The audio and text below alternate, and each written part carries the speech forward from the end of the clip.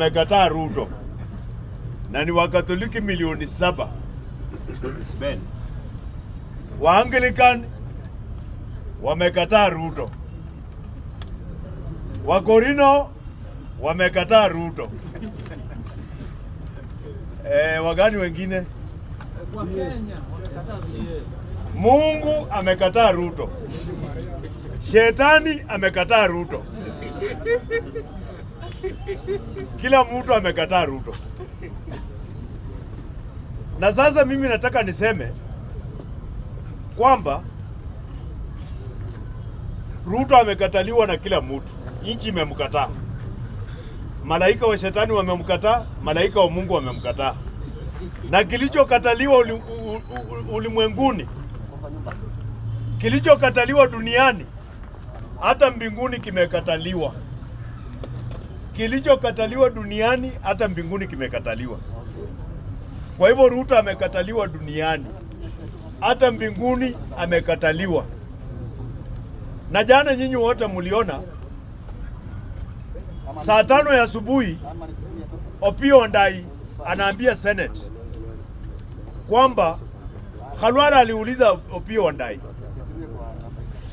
Khalwala aliuliza Opiyo Wandayi, bado mtapatia Adani kazi after US kusema yeye ni mtu mhalifu? Khalwala akasema Wandayi akasema bado tutampatia. Wandayi Adani ni mtu clean. Kufika saa 8 Ruto akacontradict nani? CS Opiyo Wandayi. Ruto akasema Opiyo Wandayi ni muongo. Leo Cherargei amesema Opiyo Wandayi must resign for misleading the president on Adani. Cherargei ni senator wa Nandi County. Amesema Opiyo Wandayi resign, alimislead president. Kwa hivyo mimi nataka niseme jambo moja tu, kwamba uongozi wa Ruto umeporomoka na umeisha. Wale ambao bado wanakuamilia kwa Ruto ni kama kupe inakuamilia ngozi ya ng'ombe imechinjwa, ama ni kama inzi inafuata jeneza kwa kaburi. Ruto hata aende wapi? Hata Ruto afanye Rachel akuwa IBC chairman na Niki Ruto akuwe deputy IBC chairman, na huyo mwingine anaitwa nani? Charlene akuwa IBC secretary, na ule mwingine anaitwa nani? George. Huyu wa matatu huyu wa Manyanga huyu akuwa IBC whatever. Lazima ataenda nyumbani. Ruto hakuna kitu itamuokoa. Hakuna kitu itaokoa Ruto. Na pesa mkule. Pesa ya Ruto mkule, msikatae. Ikija mfanye nini? Pesa kula. Kwa sababu ni taxes ya kina nani? Yetu. Tukule pesa. Tukule pesa.